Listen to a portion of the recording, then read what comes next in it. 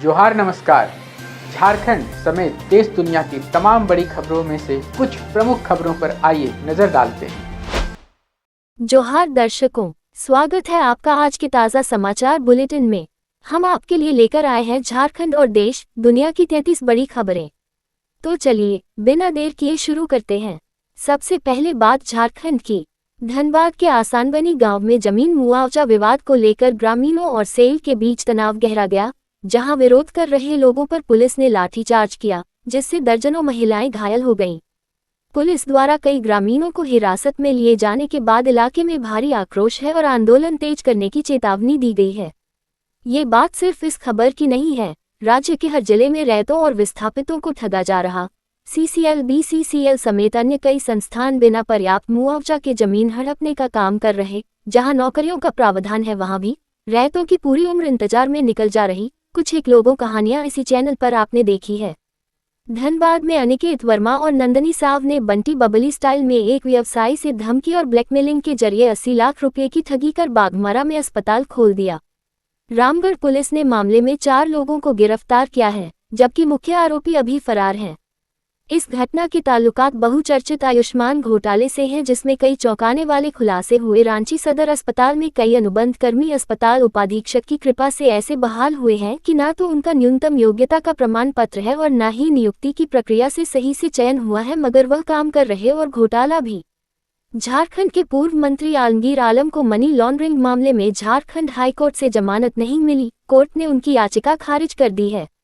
Tender commission घोटाले में 37 करोड़ रुपए की बरामदगी के बाद ईडी ने उन्हें 15 मई को गिरफ्तार किया था और वे फिलहाल बिरसा मुंडा जेल में बंद हैं। सूत्रों के हवाले से खबर आ रही, अब वह सुप्रीम कोर्ट का दरवाजा खटखटाएंगे। झारखंड कोयला ब्लॉक आवंटन घोटाले में CBI कोर्ट ने जस इंफ्रास्ट्रक्चर पर 1 करोड़ रुपए जुर्माना और कंपनी के MD मनोज जायसवाल को 3 साल की कठोर सजा सुनाई है। अदालत ने इसे सरकार के साथ धोखाधड़ी और गंभीर आर्थिक अपराध करार दिया। हालांकि सजा पर 60 दिन की रोक देते हुए अंतरिम जमानत दी गई है।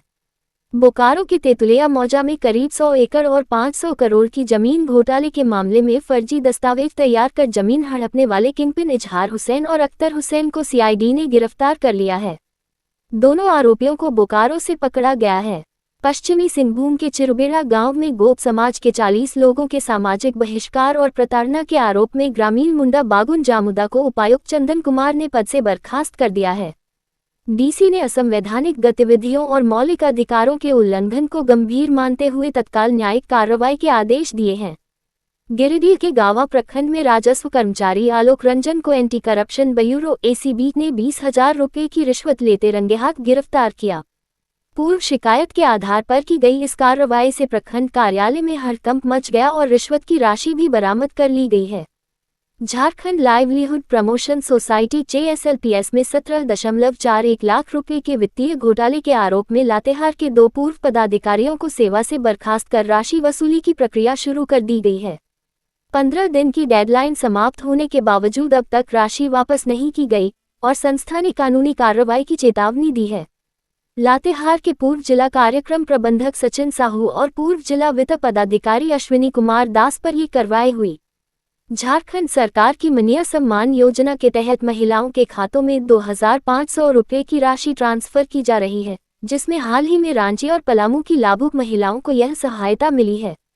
योजना के लिए 559 करोड़ रुपए आवंटित किए गए हैं और इसका लाभ केवल उन्हीं महिलाओं को मिल रहा है जिनका खाता आधार से लिंक और DBT सक्षम है।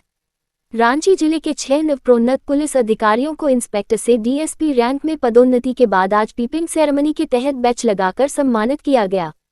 ये सम्मान रांची के IG मनोज कौशिक और डेक्सैर SSP Chandan Kumar Sinha, city SP Ajit Kumar, ग्रामीण SP प्रवीण पुष्कर की मौजूदगी में दिया गया, जिसमें अन्य वरिष्ठ अधिकारी भी उपस्थित थे। राजधानी रांची में खराब स्ट्रीट लाइटों को लेकर नगर निगम ने सख्ती दिखाते हुए संबंधित कंपनी पर 19 करोड़ रुपए का जुर्माना लगाया है और शहर भर में मरम्मत व नई लाइटों की स्थापना का अभियान शुरू किया है। 75 वार्डों में 50 नई लाइटें लगाने की योजना के तहत ये पहल नागरिकों की सुरक्षा और सुविधा बढ़ाने के लिए 15 अगस्त से पहले पूरी की जाएगी।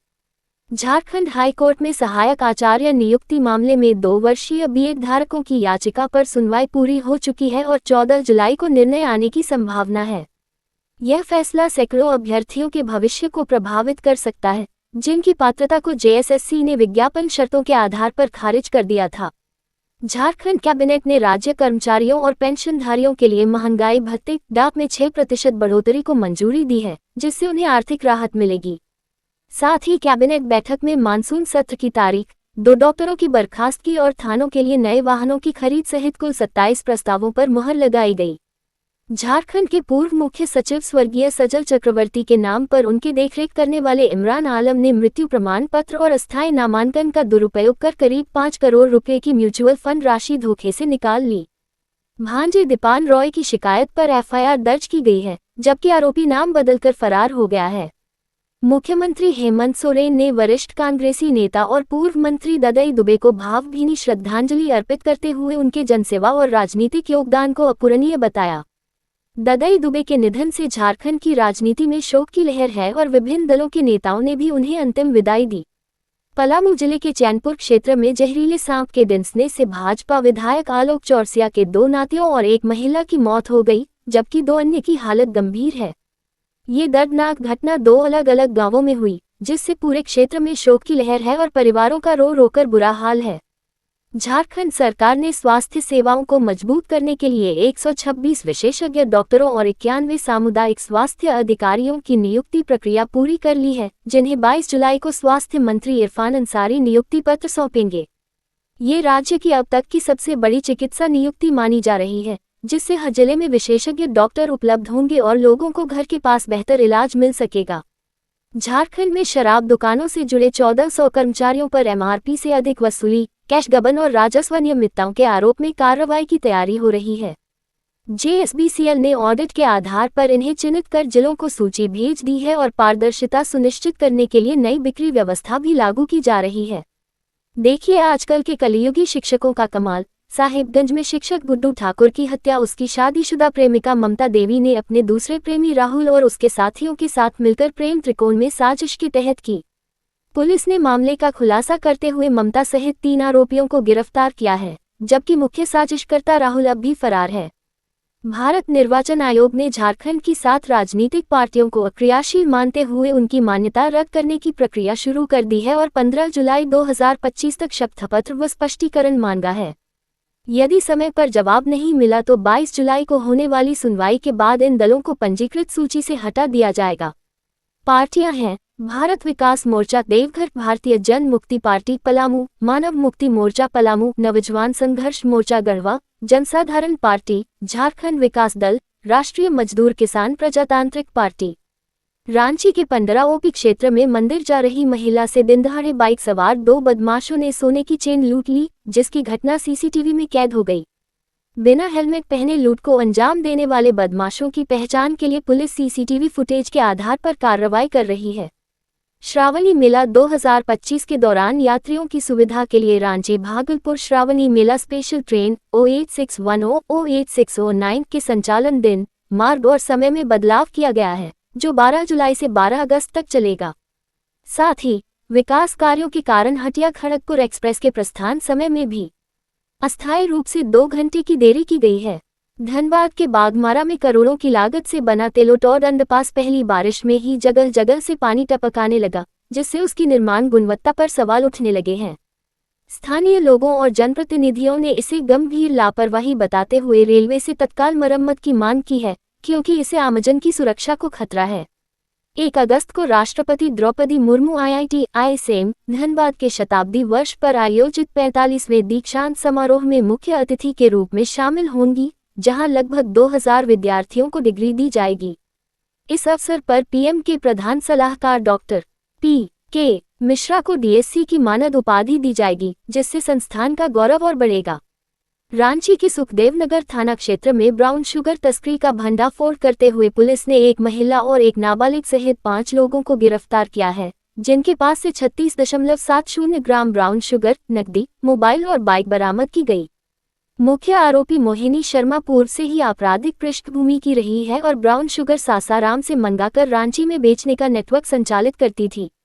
हटिया रेलवे स्टेशन पर आरपीएफ ने सघन जांच अभियान के दौरान 2 तस्करों को गिरफ्तार कर उनके पास से 25 किलोग्राम गांजा बरामद किया, जिसकी बाजार कीमत लगभग 2.5 लाख रुपए है। आरोपियों ने बताया कि वे ये गांजा उड़ीसा के संबलपुर से लाकर बिहार के अनुग्रह नारायण रोड स्टेशन पर पहुंचाने वाले थे, जिसके तहत जीआरपी हटिया में एनडीपीएस एक्ट के तहत मामला दर्ज किया गया है। अब देखिए राष्ट्रीय सुर्खियां। एआईबी की प्रारंभिक रिपोर्ट में खुलासा हुआ है कि अहमदाबाद विमान हादसा टेक ऑफ के तुरंत बाद दोनों इंजनों के अचानक बंद हो जाने के कारण हुआ, जिसमें फ्यूल कट ऑफ स्विच अपने आप रन से कट ऑफ स्थिति में चले गए। कॉकपिट रिकॉर्डिंग से ये संदेह गहराया है कि यह तकनीकी खराबी से हुआ, जिसकी विस्तृत जांच अभी जारी है। सीआरईए की रिपोर्ट के अनुसार बिहार के हाजीपुर सहित 4 शहर देश के 10 सबसे प्रदूषित शहरों में शामिल हैं, जबकि राज्य प्रदूषण नियंत्रण बोर्ड ने इसे फर्जी करार दिया है। श्रावणी मेले में भीड़ नियंत्रण और श्रद्धालुओं की सुविधा के लिए रेलवे ने रांची भागलपुर श्रावणी मेला स्पेशल ट्रेन O8610, O8689 की समय सारणी, मार्ग और परिचालन दिवसों में बदलाव करते हुए 12 जुलाई से 12 अगस्त तक संचालन की नई व्यवस्था लागू की है। ये ट्रेन सप्ताह में 2 दिन चलेगी और कुल 10 फेरे लगाएगी, जिसमें 14 कोच की सुविधा होगी। बिहार विधानसभा चुनाव को लेकर महागठबंधन समन्वय समिति की अहम बैठक तेजस्वी यादव की अध्यक्षता में हुई, जिसमें सीट बंटवारे और साझा घोषणा पत्र पर विस्तार से चर्चा की गई। सभी दलों ने सीट साझा करने का प्रस्ताव सौंपा है और एक संयुक्त कार्यक्रम के आयोजन पर सहमति बन रही है, जिससे गठबंधन की एकजुटता को जनता के सामने रखा जा सके। उत्तर प्रदेश के बुलंदशहर में महिला थाना प्रभारी रजनी वर्मा से 2 सिपाहियों ने शराब के नशे में बीच सड़क पर बदसलूकी की और उन पर गाड़ी चढ़ाने की कोशिश की।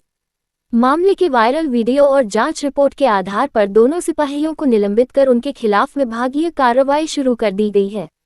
गुरुग्राम में स्टेट लेवल टेनिस खिलाड़ी राधिका यादव की उसके ही पिता ने 3 गोलियां मारकर हत्या कर दी, जिसकी वजह सोशल मीडिया पर रील्स बनाना बताया गया। पुलिस ने आरोपी पिता को गिरफ्तार कर लिया है और मामले की जांच जारी है। जिस देश में बेटी बचाओ बेटी पढ़ाओ के नारे लगाते हैं, वहां ऐसी घटना पूरे समाज को शर्मसार करने वाली है। यमन की जेल में बंद भारतीय नर्स निमिषा प्रिया को 16 जुलाई को फांसी की सजा दी जानी है, जो एक यमनी नागरिक की हत्या के मामले में दोषी पाई गई हैं। सभी कानूनी विकल्प खत्म होने और यमन के राष्ट्रपति से माफी न मिलने के बाद अब सिर्फ पीड़ित परिवार की क्षमा ही उनकी जान बचा सकती है, जबकि भारत सरकार और सुप्रीम कोर्ट अंतिम प्रयास कर रहे हैं। ये थी आज की 30 बड़ी खबरें। अगर आप ऐसे ही अपडेट्स पाना चाहते हैं तो हमारे यूट्यूब चैनल को सब्सक्राइब करें, फेसबुक पेज को लाइक करें और इस वीडियो को शेयर जरूर करें। फिर मिलेंगे अगले बुलेटिन में। तब तक के लिए जोहार और नमस्ते।